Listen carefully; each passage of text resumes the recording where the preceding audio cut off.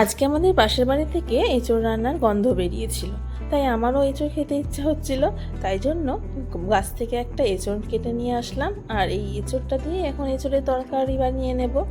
আর এই এঁচোড়ের তরকারিটা আমি একটু নতুন পদ্ধতিতে বানাবো, একটু গ্রাম্য পদ্ধতি, মানে একটু ঠাকুর বাড়ির স্টাইলে। আর এভাবে রান্না করলে কিন্তু স্বাদটা বেশ ভালোই হয়।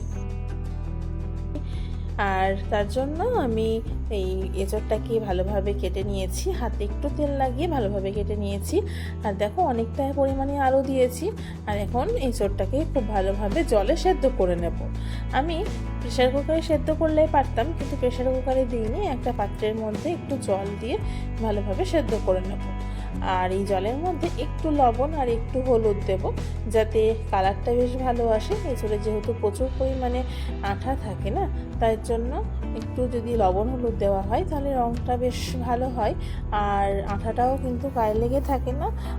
আর যদি না দেওয়া হয় তাহলে কষটা গায়ে লেগে যায়, তখন কিন্তু এঁচোড় কালোই হয়ে যাবে, মানে কালোটাই থেকে যাবে। তো যাই হোক, এটা লবণ হলুদ দিয়ে একটু ভালোভাবে একটু ঘেঁটে দিচ্ছি আর ওটাকে সেদ্ধ হতে দিচ্ছি। দেখো এঁচোড়টা আমার সেদ্ধ হয়ে গিয়েছে। এখন এই এঁচোড়টাকে ভালোভাবে ঠান্ডা করতে দিচ্ছি।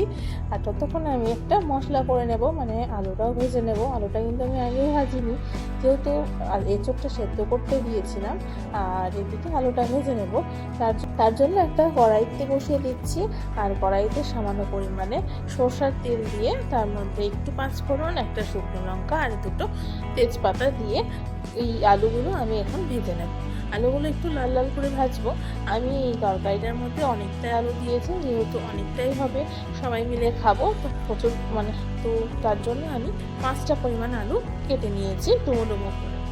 যাই হোক, আলুটা ভাজা হোক, ততক্ষণ আমি একটা মশলা করে নেব। মশলার মধ্যে আমি খুব বেশি মশলা দিচ্ছি না, আমি দেখো এক টুকরো আদা দিচ্ছি। আর আদাটা আমি খোসা ছাড়িয়ে দিচ্ছি না, আদাটা ভালোভাবে ধুয়ে নিয়েছি। আর এই আদাটাকে এখন কেটে দিয়ে দেব। আর ফ্রিজের মধ্যে অর্ধেকটা টমেটোই আমার কাটা ছিল, দেখলাম যে এই অর্ধেকটাই দিয়ে দিই, নাহলে নষ্ট হবে। তো অর্ধেকটা পরিমাণ টমেটো দিয়ে দিচ্ছি। আর একটা বড় সাইজের পেঁয়াজ কুচি কুচি করে কেটে এর মধ্যে দিয়ে দিচ্ছি। যেহেতু পেস্ট হবে তো খুব কুচি করছি না, মানে হালকা কেটে কুচি কুচি করে কেটে এর মধ্যে দিয়ে দিচ্ছি। যেহেতু পেস্ট হবে তো খুব কুচি করছি না, মানে হালকা কেটে পেস্ট তৈরি করে নেব। আর দিচ্ছি 4টা থেকে 5টা কোয়া রসুনগুলো দেখো খুবই ছোট। আর এই রসুনগুলোর মানে খুব ছোট রসুন না, ছাড়াতে খুব অসুবিধা হয়, আর ছাড়াতেও অনেকটাই সময় লেগে যায়, আবার নখেও না খুব ব্যথা হয়। তো যাই হোক, আমি আস্তে আস্তে ছাড়াচ্ছি একটা একটা করে। এভাবে এঁচোড় রান্না করলে না মাংসকেও বলবে ওখানে থাক। ঠাকুর বাড়ির একটি অন্যতম পদ এই রান্নাটি। আর রসুনগুলো দেওয়া হয়ে গেল, আর এর মধ্যে দিচ্ছি অল্প একটু জিরে। খুব বেশি জিরে আমি দিচ্ছি না, ধনে দিলে ভালো হতো, আমার কাছে ধনেটা ছিল না, তাই আমি কিন্তু ধনে দিইনি। আর দিয়ে দিচ্ছি দুটো শুকনো লঙ্কা। এবার এই জারের মধ্যে অল্প একটু জল দিয়ে একটা ঘন পেস্ট তৈরি করে নেব। আর দেখো এদিকে কিন্তু আমার আলুটা ভাজা হচ্ছে। আর শিল নোড়াতে কিন্তু মশলা খুবই ভালো হয় বাটা।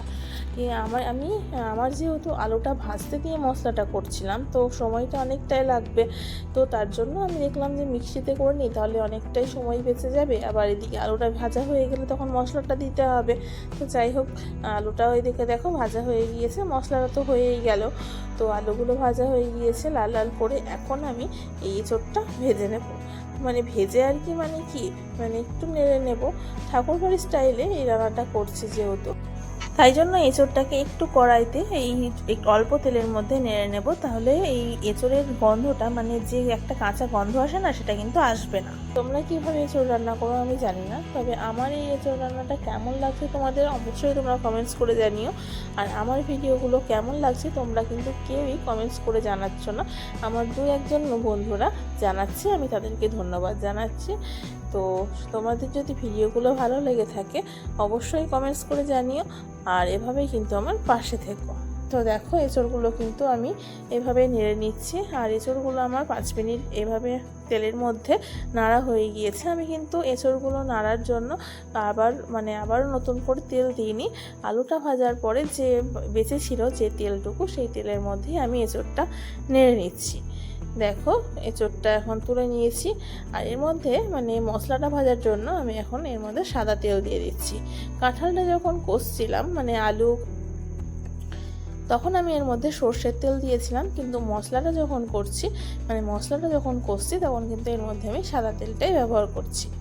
যে কোনো রান্নারই মশলা কষাতে সাদা তেলটাই বেশ ভালো। মশলাটা আমি এখন যে পেস্ট করে রেখেছিলাম যে মশলাটা, সেই মশলাটাই আমি দিয়ে দিচ্ছি। আর এই মিক্সিং জারটা ধুয়ে আমি একটু জল দিয়ে দিলাম, আর মশলাটাকে এখন আমি খুব ভালোভাবে কষিয়ে নেব। আর মশলার মধ্যে আমি সামান্য পরিমাণে চিনি দিচ্ছি, আর স্বাদ মতো লবণ দিয়ে খুব ভালোভাবে এটাকে নাড়তে থাকবো। আর যেহেতু একটু সময় লাগবে মশলাটা ভাজতে, আমি খুব হাই ফ্লেমে আমি কিন্তু মশলাটাকে ভাজছি না, তাহলে মশলাটা পুড়ে যাবে। একদম লো ফ্লেমে মশলাটাকে ভাজছি, তাহলে এটা পুড়বে না, আবার ভাজা হয়ে যাবে। দেখো মশলাটা কিন্তু আমার ভাজা হয়ে গিয়েছে। আর এখন কাঁঠাল আর আলু যেটা ভেজে তুলে রেখেছিলাম সেটা কিন্তু দিয়ে ভালোভাবে মশলাটাকে, আলুটাকে, কাঁঠালটাকে সবগুলোকে কষিয়ে নেব। দেখো এভাবে আমি নাড়তে থাকবো খানিকক্ষণ। এভাবে নাড়তে নাড়তে দেখা যাবে যে আলুটা, কাঁঠালটা, মানে সেহেতু এঁচোড়টা আমি মানে প্রথমেই সেদ্ধ করেছিলাম, আর আলুটা যখন তেলে কষছিলাম তখনই কিন্তু ভাজা হয়ে গিয়েছিল। তো দেখো এটা কিন্তু মানে কষানোর সময় বেশিক্ষণ সময় লাগছে না, আমি তবুও অল্প একটু জল দিয়ে এটাকে ভালোভাবে সেদ্ধ করে নিচ্ছি। এই রান্নাটা প্রেশার কুকারেও করা যেত, কিন্তু আমি প্রেশার কুকার আর ব্যবহার করিনি, আমি একদম কড়াইতেই রান্না করছি। এই কারণে যাতে এই শুধুমাত্র একটা তরকারি করলে তো ভাত খাওয়া হয়ে যাচ্ছে না, আরও কিছু একটা করতে হবে। তো তরকারিটা হয়ে গেল, আরও কিছু একটা করব, মানে ডাল করব। তো তার জন্য দেখছি কড়াই তো লাগাতেই হবে। তো যাই হোক কড়াইতেই রান্নাটা করা যাক, তার জন্য কড়াই নিয়ে নিয়েছি, কড়াইতে রান্নাটা করছি। দেখো এইটা কিন্তু রান্নাটা কিন্তু হয়ে গিয়েছে, আলুটা অনেকটাই সেদ্ধ হয়ে গিয়েছে। আর এভাবে আলুগুলোকে একটু গেলে দেবো, তাহলে কিন্তু তরকারিটা মানে সবজিটা বেশ মাখতা হয়ে যাবে। তো এভাবেই আমি সব আলু গালবো না, এনে কিছু কিছু আলু যেগুলো একটু বড় সাইজের আছে সেগুলোকে কিন্তু আমি একটুভাবে চিড়ে দেবো, তাহলে কিন্তু মশলার মধ্যে আলুর মধ্যে মশলাটাও ঢুকে যাবে, আর মানে বেশ মাখা ধরনেরও হবে। এবার আমি এই এঁচোড়ের মধ্যে একটু গরম মশলা আর একটু পরিমাণে সামান্য পরিমাণে ঘি দিয়ে ভালোভাবে নেড়ে নিচ্ছি। যে মানে এই এঁচোড় বলো, পটল চিংড়ি বলো, যে কোনো এই সমস্ত মশলাগুলোতে, মানে এই সমস্ত রান্নাগুলোতে যদি একটু পরিমাণে গরম মশলা আর ঘি দিয়ে নামানো হয় না, তাহলে কিন্তু স্বাদটা বেশ ভালো লাগে। তোমরা কি করে করো, মানে তোমরা কি করে বানাও আমাকে কমেন্টস করে জানিও। রবি ঠাকুর এই রান্নাটা খুব পছন্দ করতেন। আমি এই এঁচোড় রান্নাটা একটা বই দেখে বানিয়েছি, তো সত্যিই এই এঁচোড় রান্নাটা অসাধারণ হয়েছিল খেতে। আর প্রথমে যদি আমি জানতাম যে এভাবে এঁচোড় রান্না করলে এতটা সুন্দর হয়, তো আমি এভাবেই বানাতাম। যাই হোক শিখে নিলাম, এবার থেকে আমি এভাবেই বানাবো। এখন আমি গরম গরম ভাতের সাথে এইটাকে কিন্তু খেয়ে নেব। দেখো কালারটা কিন্তু দারুণ হয়েছে, আর তোমরা কিন্তু দেখেই বুঝতে পারছো একদম মাংসকেও হার মানাবে, মানে মাংস স্বাদকেও হার বানাবে।